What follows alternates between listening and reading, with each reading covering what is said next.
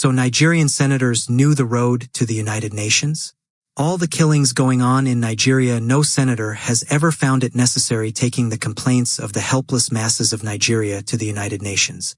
Now the political position of one Senator Natasha has been threatened, and she sees it necessary going to the United Nations to represent Nigerian women. Really? Every day Nigerian girls and women are raped, sexually harassed, and in many occasions killed, and no politician finds it necessary to speak for them or taking their predicament to UN. Today Natasha's political career was threatened, and she heads to the United Nations claiming to be representing Nigerian women. Hell no, Natasha! Your political ambition was threatened, that was your reason of going to United Nations. Your security was withdrawn, that was your reason for going to UN. She was asked never to come close to the Senate, that was her reason. She was suspended from the Senate, that was her reason. She was at UN Women Watch because of her political career, not because of Nigerian women facing one abuse or the other. Natasha is a deceit and a liar who is emotionally wiping out sentiments to attract sympathy. She is one of the heartless politicians in Nigeria. Shame to anyone supporting her. What about those poor Nigerians facing sexual harassment? Why not speak for them, or because they are not rich like Natasha, and they are not politicians? What's your opinion on this current trend? Drop it on the comment section. Stay tuned and have a blessed day. Heavy heart from Nigeria, but first I'd like to apologize to Honorable Kafila Obara. I am not here to bring shame to our country. I'm here to seek help for the women of Nigeria.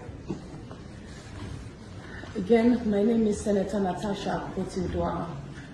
5 days ago, on the 6th of March 2025, I was suspended.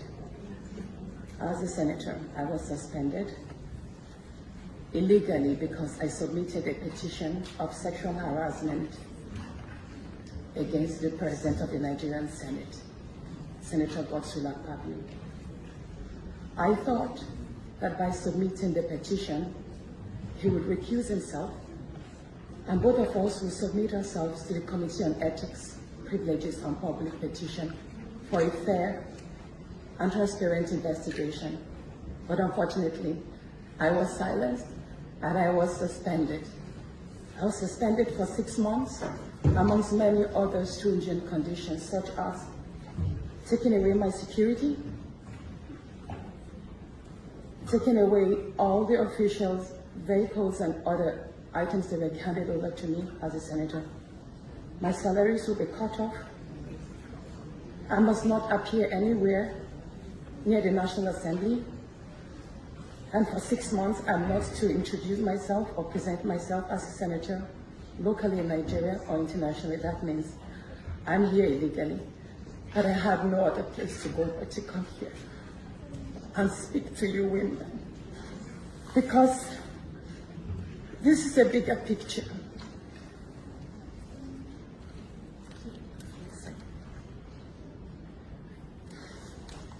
This is a bigger picture. It depicts the crisis of women political representation. My suspension is not just about me. It's about the systemic exclusion of women from political leadership in Nigeria. Women make up 3.6% of political offices, and in the Senate, it's just 2.8. We have 109 men, and only 4 of us are women. So right now, it's 108 with only 3 women. This is a clear case of political victimization, punishment for speaking out against impunity, corruption, and gender-based violence. The United Nations Declaration 48/104 declares sexual harassment as a form of gender violence. The Senate's actions are an assault on democracy. I was elected by my constituents to represent them, yet a few powerful men have unilaterally decided to silence their voices by suspending me for 6 months. My call for an open and transparent investigation into harassment allegations have been met with hostility instead of accountability. If a female senator can be treated this way in the full view of the world, imagine what ordinary Nigerian women will go through every day in workplaces, in universities,